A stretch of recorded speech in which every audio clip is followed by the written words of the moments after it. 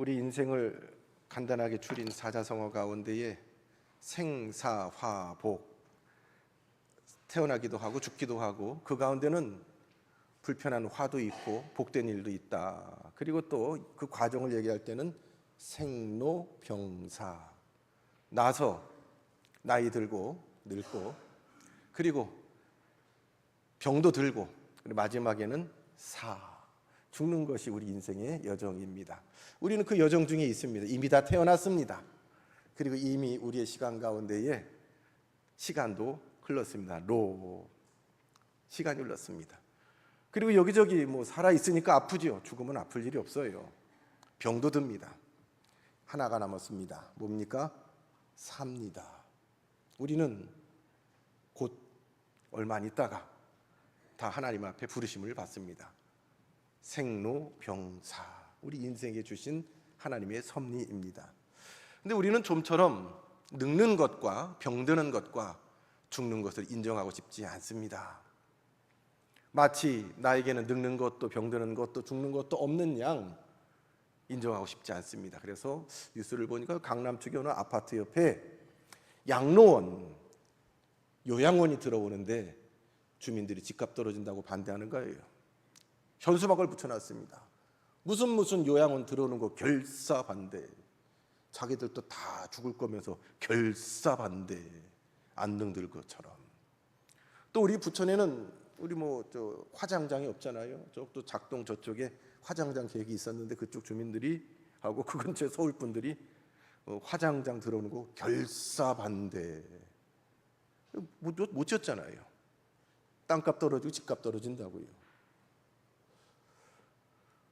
우리 주변에 화장장이며 무덤이며 별일이 없습니다. 마치 죽음은 우리랑 무관한 것처럼 우리는 좀처럼 그와 관련된 것에 멀리하고 살아갑니다. 그러나 과거에 우리 어르신들 때만 해도 동네마다 가족들이 돌아가시거나 이웃들이 돌아가시면 어떻게 해요? 그대로 상여로 싣고 가서 동네 뒷산이나 앞산이나 그냥 동네 뒷동산 가면 늘 있는 것이 무덤이에요. 동네마다. 그렇지 않았습니까? 그런가 하면 우리보다 앞선 전통을 가진 서구의 교회들을 보면 예배당 앞마당이 쭉 무덤이에요. 공동묘지. 성도들이 죽으면 다 거기 이렇게 같이 무덤돼 있고, 캐톨릭 사제들이나 이런 분들은 심지어 예배당 안에 지하에 그분들의 무덤을 쓰는 일도 많이 있습니다. 지금도 실제로 그러합니다. 그 오래된 예배당 아래 보면은 그 교인들이나 사제들 그 무덤 뼈들이 유골들이 그냥 있습니다. 그것은 어색하거나 불편한 일이 아닙니다. 자연스러운 일입니다. 그러나 우리는 점점 무덤 볼 일이 없어요. 제가 어릴 때 살던 그 달동네도 무덤 볼 일이 없었습니다. 그래서 제일 가까운 무덤이 어디 있느냐, 버스를 타고 한 20-30분 남짓 가면 동작동에는 현충원, 국립묘지가 무덤을 볼 수 있는 제일 가까운 곳이었습니다. 그래서 제가 고등학교 때 이럴 때 많이 좀 스트레스 받고 공부하다 힘들고 그러면 버스를 타고 가끔은 현충원에 가가지고 그 주변을 아주 깔끔하게 잘 해놨어요. 그 그늘 안에서 바람도 쐬고 좀 그거 걷다 보면 마음도 차분하게 가라앉고 그랬던 경험들이 있습니다. 그럼 현충원에 가서 거기에 누워있는 많은 앞서 인생을 살아간 분들, 특히 나라를 위해서 평생을 살다가 마지막 목숨까지도 초계처럼 나라와 이웃을 위해 던진 그분들의 삶을 보면서 질문을 했습니다. 어린 제가 질문했습니다. 어떻게 살다가 어떻게 이 자리까지 왔나요? 그러면서 그 질문은 그대로 저에게 돌아와서 나는 또 어떻게 살아가야 할 것인가 고민하면서 또 생각을 가다듬고 돌아왔습니다. 성도님들이 하나님 앞에 부르심을 받을 때 우리는 장례를 하면서 예배를 합니다. 그러나 그 예배는 고인을 위한 예배가 아니에요. 그 예배 잘 드린다고 지옥 갈 분이 천당 가지 않습니다. 이미 하나님의 오라 하시는 순간에 하나님 앞에 영접하여 천국 가실 분 천국 가셨고 지옥 가실 분 지옥 가시는 거지, 결국 그 사흘간의 장례 절차와 예배는 남은 자들을 위한 예배입니다. 가족의 죽음 앞에, 우리 이웃의 친구의 죽음 앞에, 성도의 죽음 앞에서 아직 살아가야 될 우리가 남아있는 우리의 생애를 어떻게 살아갈 것인가, 그리고 나는 장차 어디로 가야 할 것인가, 돌아보는 그 귀한 시간이 바로 이 장례 일정입니다. 그래서 우리는 그렇게 말하지 않아요. 장례는 죽은 자를 위한 것이 아니라 남아있는 자들을 위한 예식이다라고 우리는 말하기도 합니다. 사람들로 하여금 이 세상의 삶이 다가 아니라 죽음이라는 과정 이후에 우리가 살아가야 될 더 많고 영원한 시간, 그 시간을 다시 한번 일깨우고 이 시간, 여기서 살아가는 시간으로 말미암아 죽음 이후에 영원한 시간이 적정된다고 할 때에 우리의 남아있는 삶을 어떻게 돌아볼 것인가, 그 중요한 자리가 바로 장례의 자리입니다. 오늘 주신 말씀 누가복음 16장 19절 이하 말씀은 죽음을 경험한 두 사람에 관한 이야기고, 이 말씀을 우리가 지난 시간과 지지난 시간에 보았던 누가복음 15장의 비유와도 연결되는 비유입니다. 누가복음 15장에 세 가지 비유가 있다고 계속 말씀을 드렸습니다. 100분의 1, 10분의 1, 2분의 1 비유를 말씀을 드렸고, 이 세 가지 비유는 이 세 가지로 끝나지 않고 오늘 16장에 예수님이 이어서 두 가지 비유를 이어줍니다. 그래서 15장과 16장에 전부 5개의 예수님의 비유가 나오고, 이 비유는 어떤 특정한 예수님이 뜻을 가지고 대상을 향해서 비유하셨습니다. 15장 1절 2절에 나온 것처럼 세리와 죄인들이 예수님을 따라서 예수님의 말씀을 듣습니다. 그때 바리새인과 서기관들, 이 지도자들이 예수님 앞에 나와서 좀 하고 싶은데 예수님이 세리와 죄인들하고 어울려가지고 뚝 둘러싸고 있을 때 그 안에 그들이 들어갈 수가 없었습니다. 그래서 예수님을 보고 비아냥거리죠. 세리와 죄인들하고 먹고 마시고 어울리는 거 보니까 저 사람도 똑같은 사람이구만. 자기네끼리 얘기도 했고 그런 눈빛으로 예수님을 바라봤을 겁니다.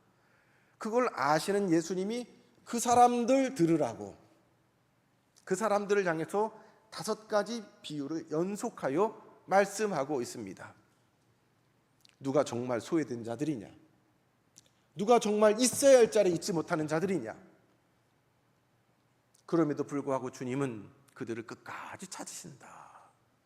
아버지 하나님의 마음과 그 하나님 곁에 있어야 될 사람과 그것을 떠난 사람들을 이야기해주고 있고, 오늘 16장에도 이어서 말씀해주고 있습니다. 오늘 말씀의 전반부 첫 번째 비유는 불의한 청지기 비유입니다. 주인으로부터 청지기가 역할을 맡았습니다. 주인의 것을 맡아서 관리하는 관리인입니다. 근데 이 청지기가 불의한 청지기가 아니라 지혜로운 청지기라고 했어요. 지혜로운 청지기. 청지기가 그 주인에게 빚진 자들에게 자기 재량껏 그 사람들의 빚을 탕감해 줍니다. 탕감해 줍니다. 어찌 보면 요즘 우리 상식으로 보면은 좀 나쁜 사람이죠. 자기 것도 아닌데 막 빚을 탕감해 주고 이랬을 때에 주인을 그 종을 보고서 악하다라고 하지 않고 지혜롭다라고 이야기합니다. 이것은 우리가 그 비유만 가지고 볼 것이 아니라 이 비유를 말씀하신 앞뒤 주님의 맥락을 바라보게 되면 무슨 뜻으로 말씀하신지 이해할 수 있습니다. 그러면서 이 비유의 말미에 13절 하반부에 보면 너희는 하나님과 재물을 겸하여 섬길 수 없느니라 말씀하시면서 14절에 바리새인들은 돈을 좋아하는 자들이라 이 모든 것을 듣고 비웃건을 예수님이 비웃어요. 예수님을 비웃어요. 바리새인들이, 이 돈 좋아하는 사람들. 돈이 뭡니까? 이 바리새파 운동은 이분들이 말씀 그대로 우리가 한번 실천하며 살아보자. 한번 토 붙이지 말고 이 말씀대로 한번 연구하고 이 말씀대로 살아보자고 한 아주 긍정적인 운동입니다. 이 바리새 운동은 아주 바람직하고 긍정적인 운동입니다. 말씀대로 살려고 몸부림치려는 운동입니다. 근데 그러면서 그 구성원들 사이에 누가 더 말씀대로 살아가는가 서로를 돌아보고서 바라보는 중에 이것이 자기 의가 돼버렸습니다. 사람들 앞에서 당신 참 바리새파야. 나 바리새파 하면서 사람들 앞에 자기를 드러내고 그 의를 드러내는 바람에 이 말씀을 하신 하나님의 뜻 취지는 저버리고 말씀의 껍데기만 붙잡고 자기 공로를 삼는 사람들이 바리새인 사람입니다. 그래서 이 바리새인들은 눈앞에 드러나는 거에 목숨을 겁니다. 남들이 알아주는 칭찬과 격려와 인정에 목말라 합니다. 은밀히 보시는 하나님은 안중에 없어요. 하나님은 몰라주더라도 사람이 알아주다는 것이 바리새인들이요, 지극히 오히려 현세적인 사람들이 바리새인에서 급기야는 오늘 말씀 이 사람들은 돈 좋아하는 사람들이다. 돈은 여기서나 필요하지 천국 가면 돈이 뭐 필요해요. 근데 천국은 염두에 두지 않는 거예요. 어쨌든 간에 내 소유, 내 자랑, 내 명예, 여기에 목숨 거는 사람들이 결국 바리새인이었다라는 겁니다. 그래서 오늘은 바리새인들 들으라고 주님 말씀하세요. 아유, 그래도 사람이 물질이 있어야지. 자기 뭐 없으니까 저런 얘기하지. 꼭 없는 것들이 저런 얘기하면서 예수님을 비웃었던 바리새인들, 종교 지도자들, 이 사람들 들으라고, 혹 오늘 우리 성도들 가운데에도 이 땅의 것에 매여서 영원한 하나님 나라에 관한 소망에 무관심하게 살아가는 성도들에게 우리 들으라고 주님 주신 말씀이 오늘 이 부자와 거지 나사로의 비유입니다. 부자는 말 그대로 풍요입니다. 이 부자가 생각할 때에 돈 많은 사람들이 부자라고 하는데 돈도 많아요. 근데 여러 가지 부자가 있죠. 친구 많은 사람 부자도 있어요.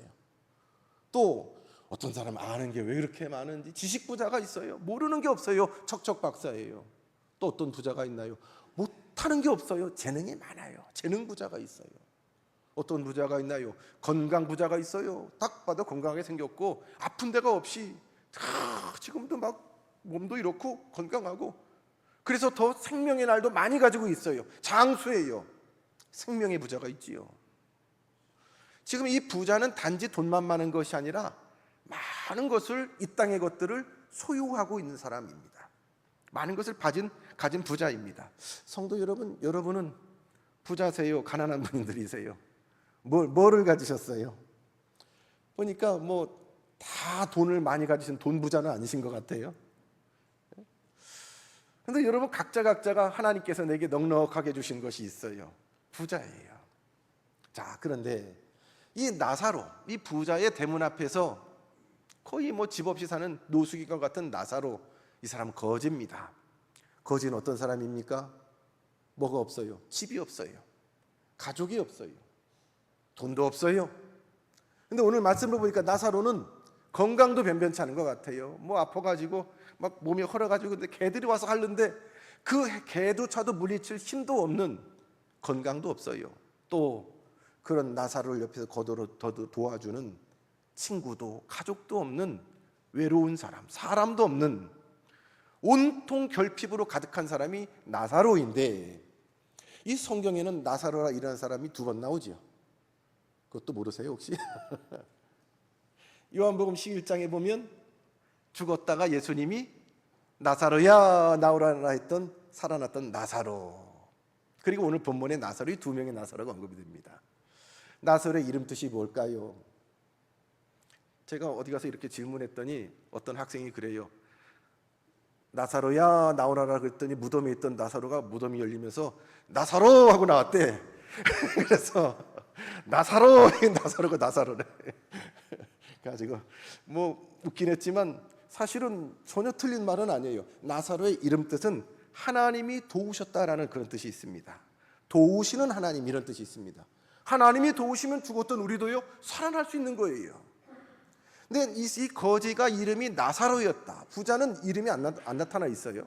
나사로였다. 나사로는 가진 거 하나도 없고 온통 결핍이었지만 하나님이 이 사람의 이름은 알았다. 이 사람 거꾸로 얘기하면 아무것도 없었지만 뭐는 있었다? 하나님은 붙잡고 있었다. 하나님 나 없어요, 도와주세요. 하나님의 도우심이 없이는 살아갈 수 없는 사람, 나사로.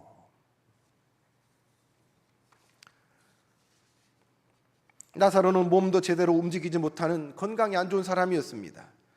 피부병까지 있는 환자였던 것 같습니다. 그래서 부자의 대문 앞에 버려졌는지 뭐 어떻게 했는지 오갈 수 없는 채로 부자의 집에서 나오는 음식물 찌꺼기로 그는 연명을 했습니다.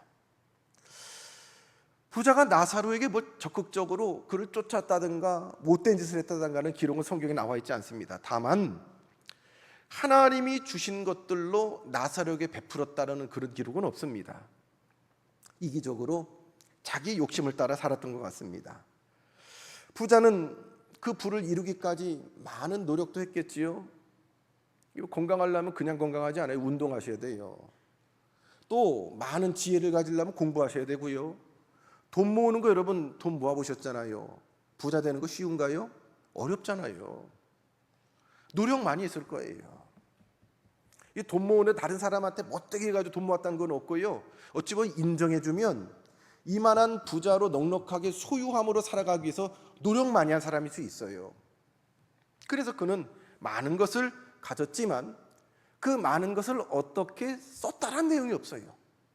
다만 썼다라는 기록이 좋은 옷 입었답니다. 자색 옷 입었대요. 자색이 어떤 옷인가? 자색이 무슨 색깔이에요? 뭐 보라색 계통인가요? 좀 옅은? 근데 우리 교인들 보면 자색 누가 입었나? 우리 김숙환 권사님 입은 옷이 자색 비슷한 옷인가요? 맞아요? 근데 저런 색깔 옷은요, 이때는요 구할 수가 없는 거예요. 그 염료를 그 뭐 달팽이 같은 뭐 그런 거에서 이렇게 긁어내 가지고 하는데 그 조그만 자색 그 염료를 얻기 위해서 몇만 마리의 달팽이를 채취해 가지고 해야 이 자색 염료를 구할 수 있대요. 그래서 자색을 입었다는 것 자체는 보통 이 사람의 왕족이나 대단한 귀족이 아니면 그런 색깔의 옷을 입을 수가 없어요. 우리 낙원교회에서 김숙환 권사님 최고 자색을 입은 분들이. 그리고 가는 배옷, 이것도 이거 아무나 못 입는 가는 배옷이에요. 이거 아무나 못 입는 거예요. 그런 거 참 명품으로 휘두릅니다. 그리고 또 매일매일 큰 잔치를 열고 인생을 하루하루를 즐기며 살아요. 밖에서는 먹을 것이 없어가지고 굶어 죽는 사람이 있는데 이 사람은 매일매일 인생이 파티입니다. 잔치입니다.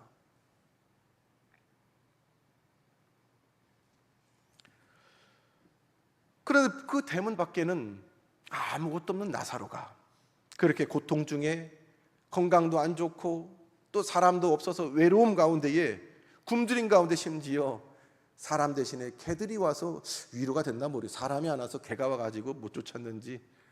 여러분 개들 좋아하시죠?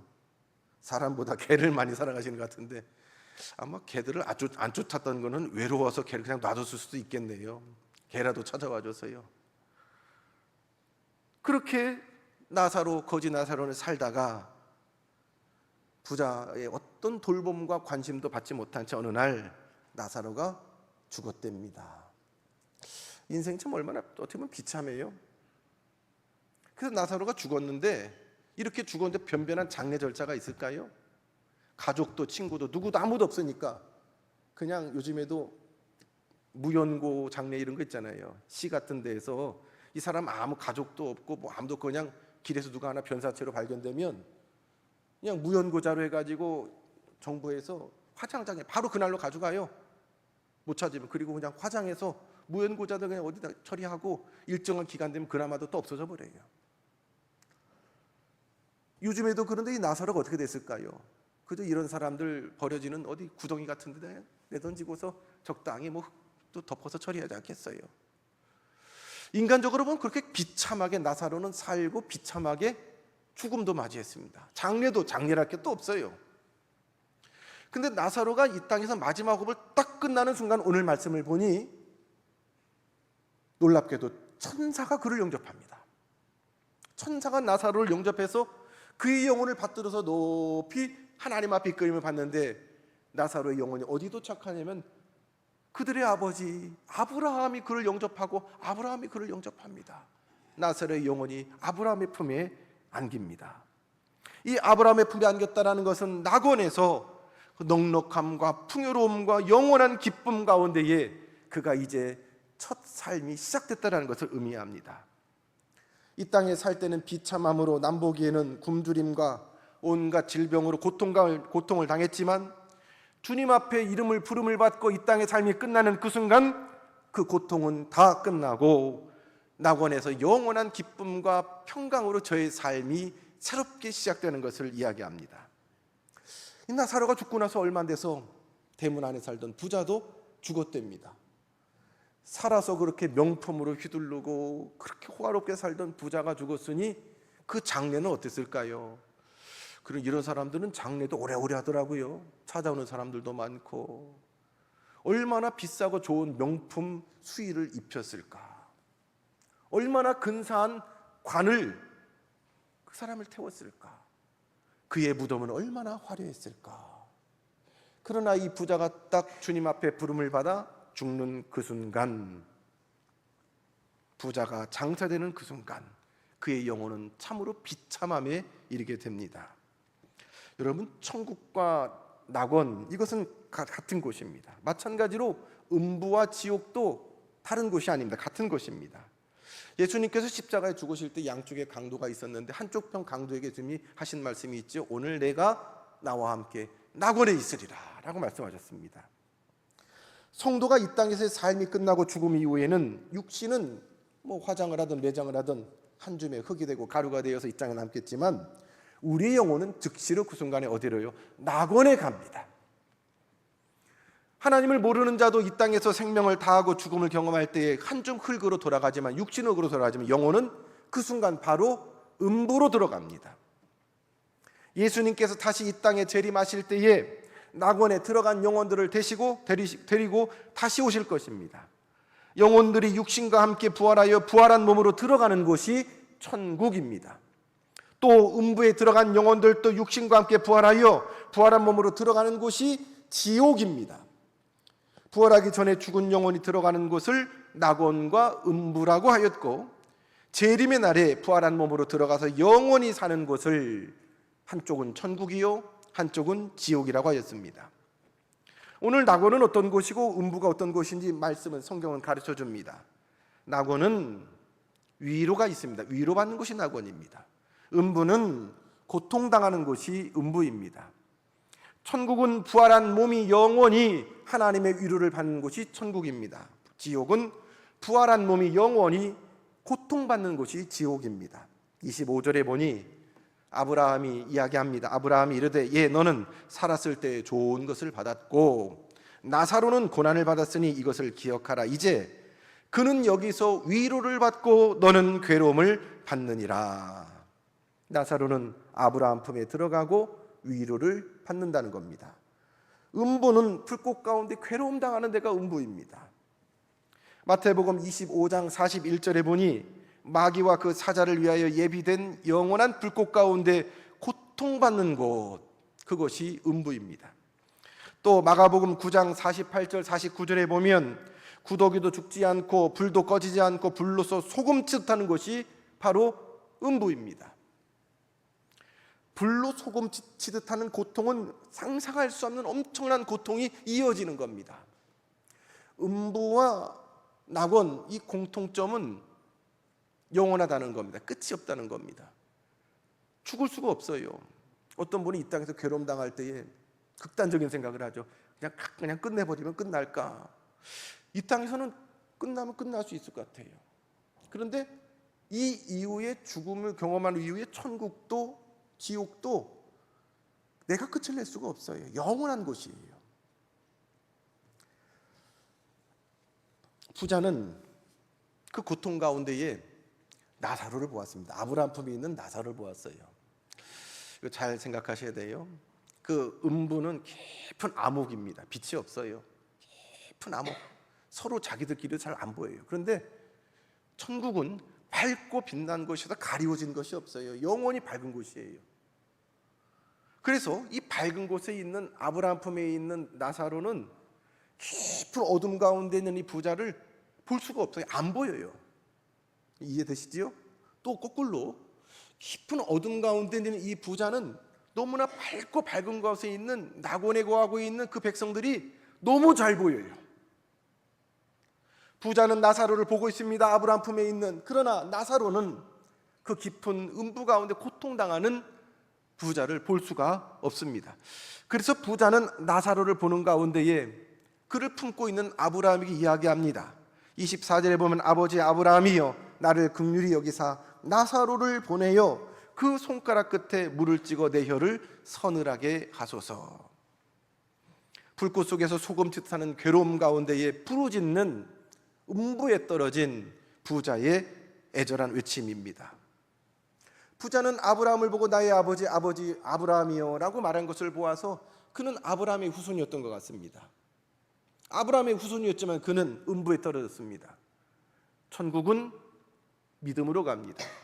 예수 그리스도를 구주로 고백하고 믿는 자들이 천국에 갑니다. 어떤 분은 그렇게 교회 나오라고 그러면 우리 마누라가 권사인데 나중에 우리 마누라 천국 갈 때 마누라 치마끈 붙잡고 가죠. 그런 분 있는데 절대 안 되는 얘기지요. 부모가 잘 믿어도, 남편이 잘 믿어도, 누가 옆에 잘 믿어도 천국은 내 믿음으로 예수 그리스도를 구주로 고백하고 온전한 회개 가운데 예수 그리스도의 십자가 국로로 가는 곳이 천국이고 낙원인 줄로 믿습니다. 이 부자는 그의 조상이 아브라함이었습니다. 아브라함의 후손이었습니다. 그러나 음부에 떨어졌습니다. 기껏 거기에서 내 아버지 아브라함이요. 보니까 그 옆에 나사로가 있거든요. 입장이 완전히 바뀌었는데도 여전히 부자는 변하지 않았어요. 나사로를 하찮게 봅니다. 긋가서로 봅니다. 거기 개가 있을 자리가 아닌데 개 좀 시켜주세요. 그 나사로 시켜서 물 한 방울이라도 나한테 좀 보내주세요라고 아브라함한테 첫 번째 청탁을 합니다. 부탁을 합니다. 아브라함은 부자가 호소하는 소리를 듣고 그의 간구 가운데에 그는 이렇게 이야기합니다. 너는 살았을 때에 좋은 것을 받았으니 이제는 괴로움을 받느니라 라고 말했습니다. 이 괴로움을 이야기하는 우리 단어 표현 가운데 오늘 말씀을 보면은 고통당한다는 표현, 고통. 부자가 이 음부에서 고통당한다. 그런데 이 나사로가 이 땅에서의 삶의 가운데서는 제가 이 땅에서 고난을 받았다라고 이야기하고 있어요. 고통과 고난 비슷한 표현 같은데 다르게 쓰여지고 있습니다. 고통은 죄값으로 형벌을 받을 때 그것을 고통이라고 합니다. 고난은 같은 괴로움이지만 하나님 앞에서 믿음으로 성도가 당하는 괴로움이 고난입니다. 고난은 형벌이 아닙니다. 잘못해서 잡혀 매맞는 것을 고난당했다고 말하지 않습니다. 믿음으로 말미암아 하나님 뜻으로 말미암아 성도가 그 길을 알고 괴로움을 알고 때로는 자발적으로 동의해서 거기 나서서 감당하는 것을 고난이라고 합니다. 나사로가 고난받았다고 한 것은 믿음으로 그가 어려움을 당했다라는 겁니다. 이 땅에서 나사로가 가난의 고난을 받았습니다. 육체의 질고로 고난을 받았습니다. 외로움의 고난을 받았습니다.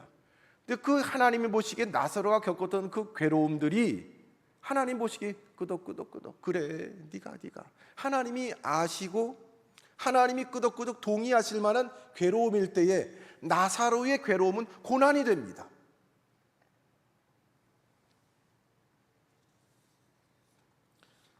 고난은 주께서 내게 주신 사명 때문에 당하는 괴로움이 고난입니다. 고난은 성도가 내게 주신 그 괴로움이 하나님 앞에 해석되어질 때에 그리고 해석된 하나님의 뜻에 내가 자발적으로 응답할 때에 그리고 기꺼이 그것을 마주하여 믿음으로 때로는 눈물 흘리며 나아갈 때에 성도의 괴로움은 하나님이 기억하시는 고난이 됩니다. 그래서 시편 기자는 119편에 고난당한 것이 내게 유익이라 이로 말미암아 내가 주의 율례를 깨닫게 되었나이다. 이게 유난이에요. 유익이에요. 고난당할 때에 그것을 기쁘게 여기라라고 고난을 깨달은 성도들은 권면합니다. 고통은 위로가 없습니다. 누군가 동정을 하겠죠. 아이고 안 됐다. 그러나 고난은 하나님 앞에 상급이 있습니다.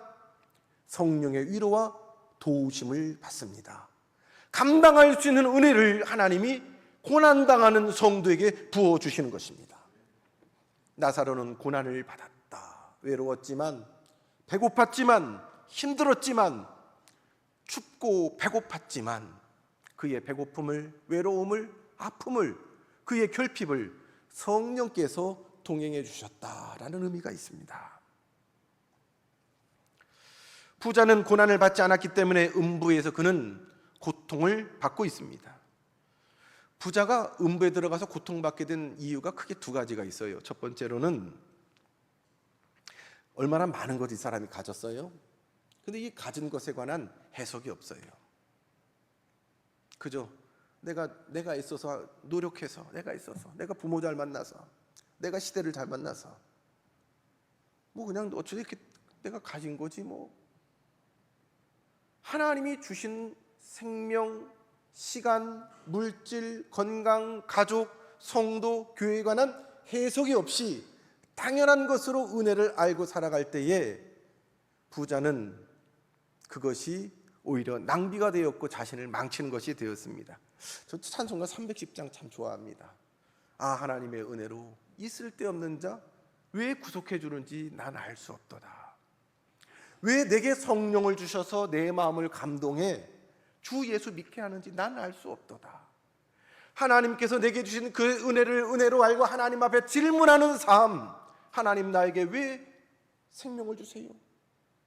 왜 나를 살게 하세요? 나에게 이런 왜 귀한 가족을 주시고 성도를 주시고 물질을 주시고 기회를 주시고 은사를 주셨어요? 내게 주신 것에 관하여 하나님 앞에 질문하며 기도하며 몸부림칠 때에 내게 주신 그 모든 은혜가 해석이 되어집니다. 그러면 내게 주신 것을 하나님 뜻에 따라서 주신 그 뜻에 따라서 우리는 흘러보낼 수 있습니다. 은사를 사용할 수 있게 되는 것입니다. 부자는 그 과정이 없었습니다. 쓸데없이 건강한 사람, 이 사람이 자기를 망치고 다른 사람을 망칩니다. 이유 없이 돈만 많은 사람, 이 사람이 얼마나 위험합니까? 이유 없이 높은 자리에 올라가지고 다른 사람들 앞에 군림하는 사람이 얼마나 하나님을 거스리고 역사를 거스리고 이웃들을 괴롭게 합니까?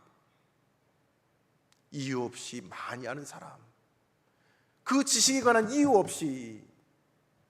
성도 여러분, 나는 어떤 부자입니까?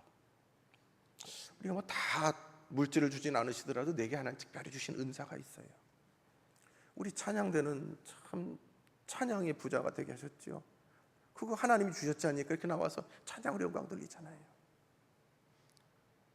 그냥 노래 잘해서 여기저기 뭐 그냥 노래방 가서 떠드는 게 아니라 나와서 그냥 하나님 앞에서 영광 돌리잖아요. 여러분, 각자에게 주신 하나님이 넉넉히 주신 것이 있어요. 기회를 주시고 시간을 주시고 건강을 주시고 가족을 주시고 좋은 부모, 좋은 자녀, 좋은 교회, 좋은 나라 대한민국에 우리를 여기 있게 하실 때는 분명히 하나님 뜻이 있지. 이것을 굳게 붙잡고 내게 주신 것을 하나님 앞에 사용하고자 애쓰는 자, 그런 자들이 하나님께 영광 돌릴 수 있는 온전한 부자가 아니겠습니까? 이 부자는, 성경의 부자는 그게 없었습니다. 두 번째, 이 부자는 이 땅에서의 것들로 많은 것으로 말미암아 그만 여기에 매여버렸습니다. 많은 것으로 노후 대책은 됐어요. 죽을 때까지 먹고 산다 지장 없어. 노후 대책은 됐어요. 그러나 사후 대책이 없어요. 여러분, 노후 대책 다 되셨어요? 연금 꼬박꼬박 잘 나옵니까? 여러분, 나중에 늙어도 치료할 수 있는 병원비도 있습니까? 살 집이 있습니까? 나를 돌볼 수 있는 내 주변에 좋은 친구들이 많이 있습니까? 있어야지요. 구해야지요. 그러나 그것보다 더 중요한 것은 사후 대책 아니겠습니까? 노후 뭐 우리가 몇 년을 더 살겠어요? 100살을 산들 얼마를 더 살겠어요? 그러나 영원히 살아갈 그 시간에 관한 준비가 나사로 앞에 있던 그 부자는 전혀 없었습니다. 그저 더 좋은 거 뭐가 새로 좋은 옷이 있어? 뭐가 더 맛있는 게 있어?